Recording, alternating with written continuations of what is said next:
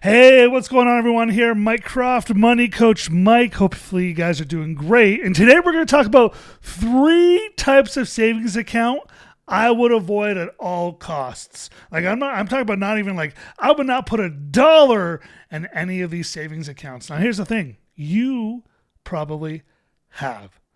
All right, so let's dive in here. Let's talk about 3 accounts to avoid and what you can do instead, because you can actually earn way better returns on your savings. And I'm going to tell you how a little bit here. But let's talk about the 3. First, number 1, CDs, certificate of depression. Haha, I'm joking. Certificate of deposits. If you live in Canada, it's called a GIC for you. Guaranteed income certificate is what it is for you in Canada. So CDs, if you live in the US, GICs in Canada, they're pretty much the same thing. Basically, the way they work is you put money into them, right? You put whatever, 5,000, 10,000, whatever, into them. They guarantee you a rate of return, okay? So it's like better than a savings account. They guarantee you a rate of return. However, in some cases, not all, but in the majority of cases, they hold on to your money for X amount of time, right? So they'll say, hey, deposit $10,000, we'll guarantee you 3 or 4% over the next 12 months. And that money's got to stay with us for that time, or there's penalties to break, la-di-da-da-da-da-da. I think CDs and GICs are horrible ways to get just a little bit of interest on your money. Like if you're looking for just a little bit of interest on your money, there is a way better way to do it. So here's how the banks do it, right? So you go to the bank, give them your money, deposit it in the account. They guarantee you that 3-4%, whatever it is. It changes all the time, but whatever it is, right now I think it's like 4%. Okay, but here's what they do. They then take that money you've guaranteed that will be in that account for the next 12 months, maybe even longer, sometimes, because you could do a 2-year or a 3-year CD and GIC. So if you go in 2-3 years, they'll give you a better interest rate, 6%, maybe 7%, right?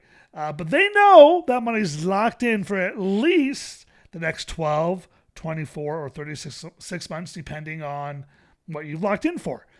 There's 2 things they can do. Well, there's a couple things they can do, but the 2 likely scenarios are, number 1, they take that money. So let's just say in this example, $10,000. Okay. You put in $10,000. You're scared of the stock market because someone's lied to you about how, risky the stock market is. It's really not. But anyways, you got scared of the stock market because someone told you a fib, a limiting belief. And instead you're like, CDs, GICs, awesome. They're going to give me a bit of return on money. Awesome. They give you that 3-4%, whatever it is. You choose your time frame. Okay. Here's what the banks do. Let's just, again, $10,000 example. They'll take that $10,000. They'll lend it out in terms of credit, credit card, debt, maybe a line of credit, but generally like a credit card. They'll earn 25% on that year over year. All right. And they'll pay you right? If you're locked in for 1 year, rates right now, CDs are 3.5%, 4%. So let's just call it 4%. They'll pay you 4%. So you've earned what? Off of $10,000, you have earned, let me do some quick math here. If you're smarter than me, you've already got the number in your head here. But off of $10,000, if you're earning at 4%, that's $400. Divide that by 12. You've earned $33 a month. Whoopee. That's not life-changing. You can barely go out and buy a meal for $33 these days, right? But they, in turn, have earned at 25%, $2,500 or $200 a month off your $10,000. So that's one way they can guarantee your returns. They'll just go and lend it out at a way higher interest rate than they're going to give you, right? So they can guarantee the return because they're going to guarantee they get a lot more out of it. Now, obviously, you can't set up that same situation and that same scenario in your life.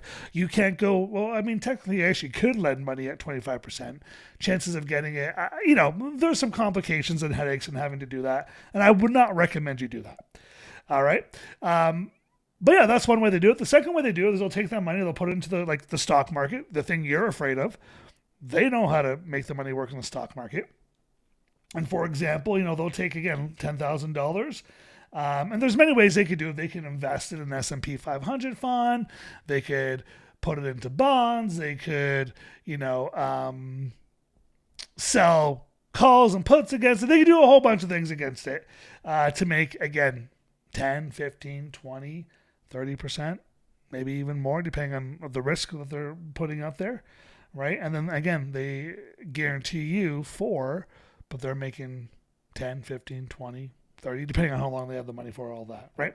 So that's kind of generally the ways the banks are going to make money and guarantee you that low interest return is they're going to basically lend it out at 25% or put in the markets and go make money off of it, or putting into a lending product that will make them money off of it while you earn your passive 6%. So that's the first thing I've never put my money into CDs or GICs. I know a lot of people that have. I don't know why you do it. I'll be honest. Other than you being scared of the stock market, I don't know why you do it. I think it's a horrible way to get return on your money. I think it's brutal. It's one step away from a checking account that pays you like 0.00001%. Right? It's not, in my opinion, it's not great money management. There's a better way to park your money and make a little bit more money, and I'm going to share that with you here in just a few minutes. But yeah, if you're in GICs, cut them loose as soon as you can. Okay. The second thing that I would avoid putting money into, or putting, saving into, or any of that stuff here, the second thing I would avoid is this. It is bonds. Okay. I would avoid bonds at all costs. I remember when Ryan was first born. So Ryan's 12 years old now. Her grandma put her into a educational savings bond, which kudos. Thank you, Grandma, for doing that, for just thinking of investing money for Ryan. What was so funny about that bond is after the bond ended, I can't remember if it was a 3-year or a 5-year bond, but anyways, I went to cash in the bond. It made almost nothing. I think we put in like $100, $200, maybe $300, and I think it made like literally 4% return year over year. It was pretty much as bad as the GIC and the CDs that people put into here. Yeah, but it wasn't, the return wasn't amazing. And generally, bonds in general don't have great returns. Right? Like they generally are not great. 4%. They've averaged over the last, depending on what bond you look at. But when I look at bonds, a lot of bonds have averaged 5% over the last 20 years. Like it's like 5% year over year isn't great. That's actually really bad. That's almost keeping up with inflation, essentially. Maybe a little bit more than inflation, but not much more. After taxes and all that, you haven't gone any further ahead. You're not any further ahead being in bonds. So I would avoid bonds like the plague. Again, there is a way better return on your money. There's another way you can get bigger, better return on your money. And again, bonds are like CDs and GICs, right? They're locked in for a period of time. Sometimes you do them for a year, 2 years, 3 years, 5 years, maybe 10 years. I don't know why anyone would do a 10-year bond, or a 5, or I don't know why anyone would do a bond, period.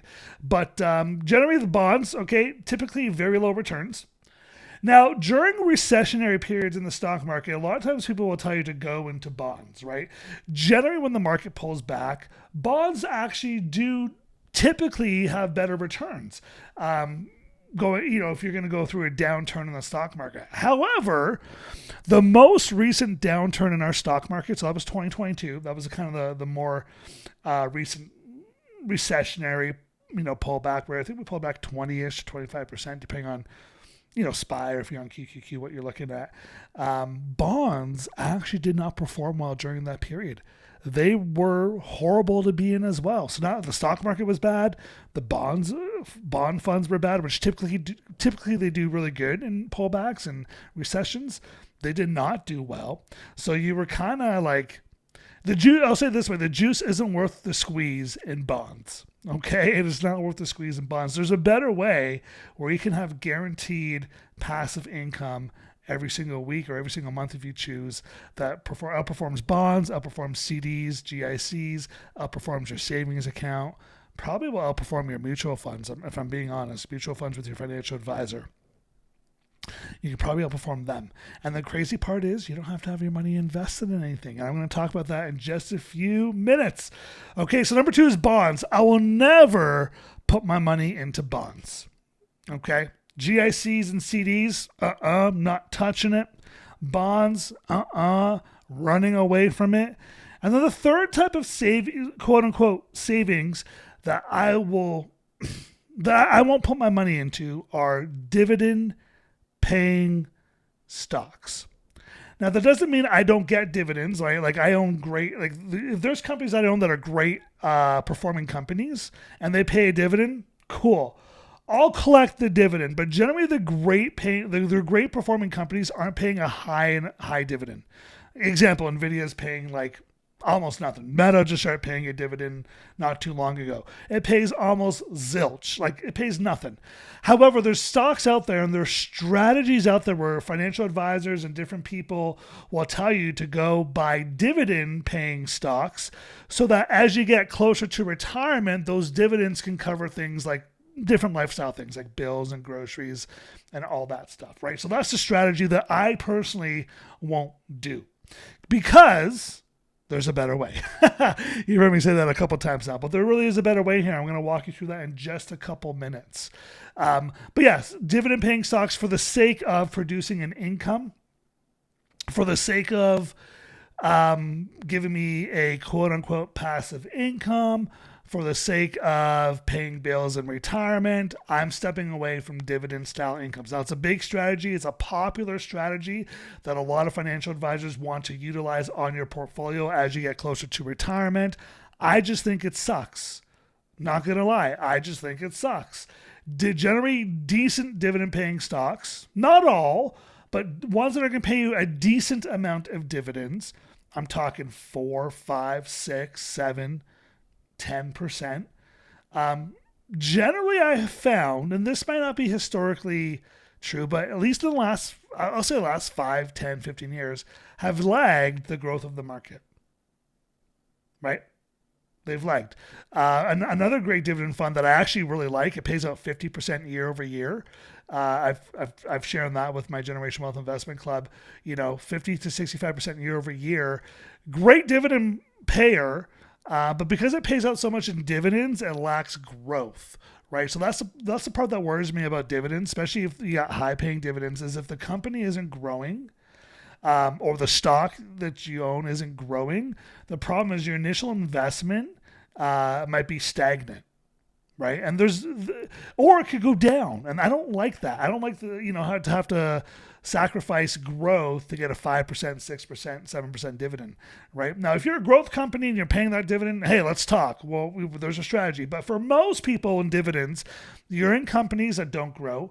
You're in companies that are stagnant, which is why they're paying a high dividend. Let's be honest. When companies shift from growth companies to more, we call them value companies. Basically what that means is they don't have the growth in them anymore. They're not going to grow at 15, 20, 30% year over year anymore. A lot of times what will happen is they'll pay out a higher dividend to be more attractive to people that are that type of investors. So a great example of that would be a company called Enbridge. Maybe you've heard them, an energy company that pays out a really decent dividend. In fact, here, for those that are going to watch the video, let me share it with you. Here's the Enbridge chart right in front of me right now. Their dividend pays out. Let me just go grab a dividend payout here. They're paying out like a 6.98, almost, let's call it 7%. It's like 2.2% away from, not even 0.2. It's like 6.98%. So like you're almost at 7%. The thing drops $1 tomorrow. You're getting paid 7%. Like on $100,000, that's $7,000 a year. It doesn't sound that bad, does it? Like $7,000 a year, $7K a year.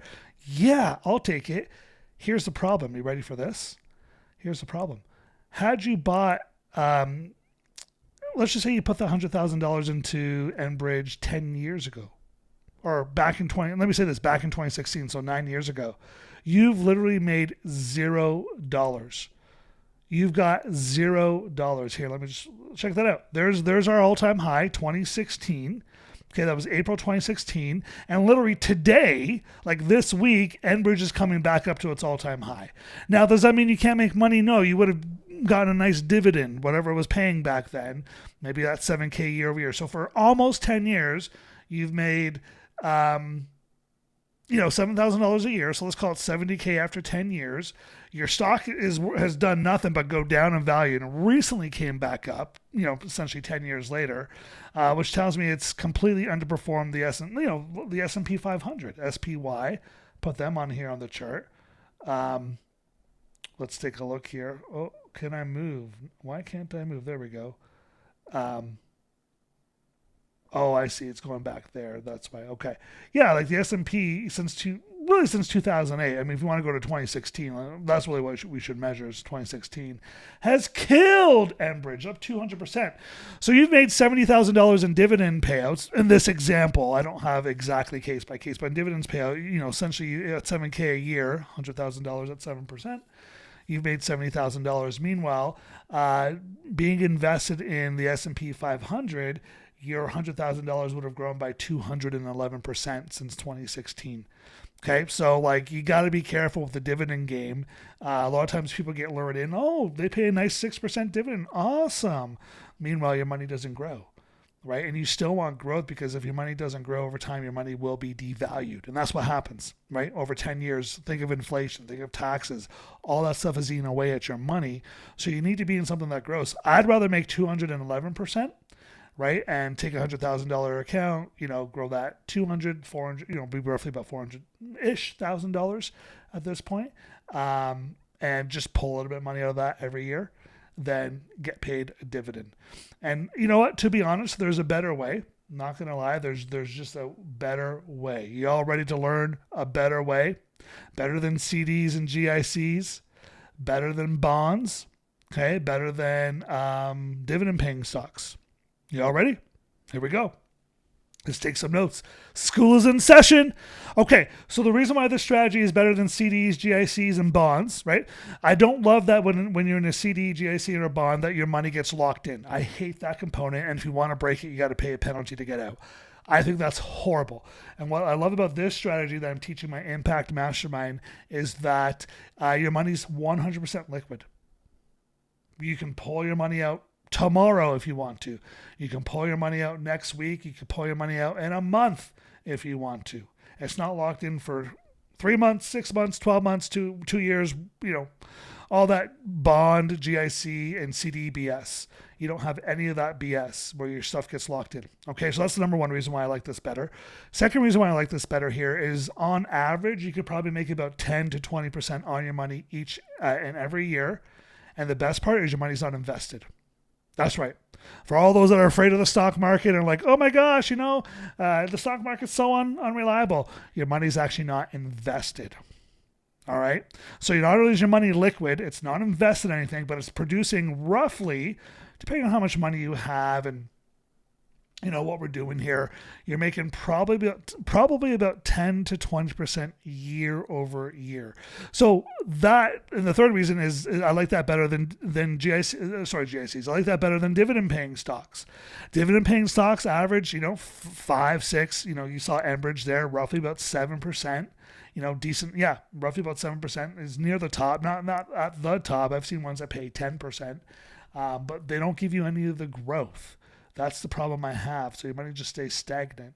But with this passive income strategy, you're probably doing minimum 10, but probably closer to 15, 20% year over year. So it gives you better growth than even your mutual funds and definitely better growth than your CDs, your GICs, way better growth than your bonds, and better growth than your dividend paying stocks. So what is it? You've heard me talk about this probably in the last couple of episodes. This is something I've got really jazzed about, really excited about. A, because it's produced a good income for me. B, for the clients that I'm doing this with right now, it's giving them a decent passive income each week. Okay, and it's, I like it better than real estate. I should have put that in. I should have said 4 things and put real estate in there, but I didn't. I'll do this over real estate all day, every day. It's just a better option. So what am I doing? Basically, what I'm doing is I put my money into a money market account. So, we can take whatever example you want, 10,000. You do a 10,000, you can do a 20, 50, 100, 200, $1 million if you want, whatever. Okay. So I'm taking my money, I'm putting it into a money market account. And then what I do here is I basically go into the stock market and I enter into contracts with other people in the stock market agreeing to buy stock at a certain price. So, for example, this week, for a client of mine, we did this with Google. We said, hey, if Google hits $197.50, if the stock hits $197.50 this week, we will buy a whole bunch of Google shares. Okay, and the person on the other side of the deal says, "Yeah, that's great. I'm ready. I'm going to enter into that, and I'm going to pay you a premium. I'm going to pay you a fee to enter into that contract." So we collected so far this week. We've collected about $300. Okay, and by the end of the week, we'll probably be up about $500. All right, Google is nowhere near 197.50. Google is at 231.99. When we bought, Google was at about 220-ish, 222. All right, there's obviously some things you need to learn. Like you need to learn, which direction is the market going in. How much does the stock generally move week by week. But once you know those things here, it's very easy to put this on. This takes me 15 minutes once a week. That's it. Monday morning I'll go in, or sometimes Tuesday morning I'll go in. I'll take a look around, look at my numbers. I'll say, hey, Google, yeah, I'll enter into a contract with someone. I'll buy X amount of shares of Google at $200 if Google hits $200. They pay me a contract premium. Usually ends up being $300 to $500. Now, if you've got more money, you could easily make it $1,000. You could easily make it $2,000. It just depends on how much money you have saved in the savings account. And essentially what that money is there for just in case you have to buy the stock. Now, we do it in a way where we do it super conservatively. We don't try and get really close. You can make more money if you kind of get closer to what the current stock is trading at. We keep it super conservative because we want this to be a passive income. And that's what we've been doing. That's it. It beats bonds. It beats CDs. It beats GICs because your money's liquid. It's what the banks are already doing with your money, I'll be honest. Right? The banks are doing that. You just don't know they're doing it. Right? They're just giving you, we'll guarantee you 4%, but they'll take your money and do exactly what I just explained to you. Right? And it beats, in my opinion, dividend paying income because we average about 10 to 20% year over year doing this. It's passive. It's conservative. It's not risky. Markets go up 80% of the time. So, like 80% of the time, we're just killing, we're just laughing. And the times when the markets do pull back a little bit, we got to get a little even more conservative, but we're good with that. And that's what I'm teaching. That's what I'm teaching people to do these days. It works and I love it. I don't know what else to say about it, except that I've loved it. It's been awesome. Now, I've obviously got money invested. I'm buying stocks and stuff like that too. But I've got certain money set aside, emergency fund, savings account type of money that is just sitting in an account. I have access to it. I can get it today if I need it. However, it sits there and allows me to make a passive income each and every week. For me, it's about $300 to $500. Yeah, that's what we're doing. It's so easy, so simple. I don't know why more people don't talk about it. Probably because it's not something most advisors are taught how to do. I'll be honest, right? But that's what I'm doing. That's what I'm doing. That's the type of things I'm putting my money into that outperform GICs, CDs, bonds, dividend paying stocks, and it beats real estate. Okay, it's beating real estate income right now. It's beating side hustle income. If you're looking for like a side hustle, quote unquote side hustle income, it's beating every side hustle I've seen out there right now. Yeah, it's the thing, and no one's talking about it. So listen, if this is something that interests you, I don't have any videos on this right now. I've literally just been teaching my clients it. I haven't shot a video on it yet, really. But I'm going to have one soon. But if you like this, if you got some money saved, maybe you're in a GIC, maybe you got money in a savings account, maybe you've got equity in a house, whatever, this might be a strategy that could really work for you to boost your income or give you some extra coins each and every week, each and every month. And if that's the case, moneycoachmike.com/call is where probably the best thing to do right now. At some point I will have a video on this, walking through the strategy, but right now that's what we're doing. Just hop on a call, 15-20 minutes. We'll take a look at what do you have available income wise, or not income wise, but savings wise.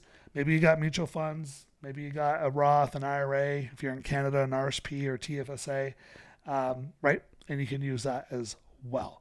All right, moneycoachmike.com/call to do that. We'll hop on 15-20 minutes. I'll share exactly how it works and what the numbers will look like for you and your numbers. And if you like it, We could talk about joining the Impact Mastermind. If you don't like it, hey, cool, good with me. We can show you other resources and get you moving in the right direction. All right, but that's what I would be doing. And those are 3 savings accounts that I would avoid like the plague. I would not touch them anymore. I would get out of them as fast as I could and move on. We'll see you guys on the next one. Bye for now.